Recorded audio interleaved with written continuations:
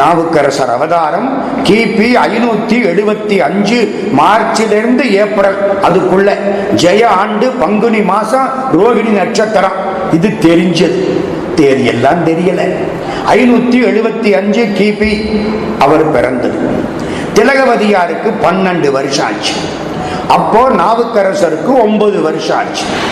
கலிப்பகையார்னு ஒரு சேனாதிபதிக்கு கல்யாணம் பேசினார்கள்.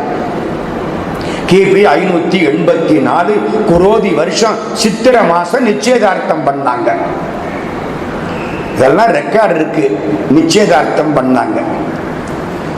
அடுத்து வைகாசி மாதம் கல்யாணம் வச்சுக்கணும். அந்த பொண்ணுக்கு 12 வயசு.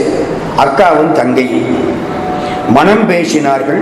குணம் பேசி குலம் பேசி மனம் பேசினார்கள். பணம் பேசி இல்லை. பணம் பேசின்னு போடலாம்ல, நம்ம தான் பணம் பேசுறோம்.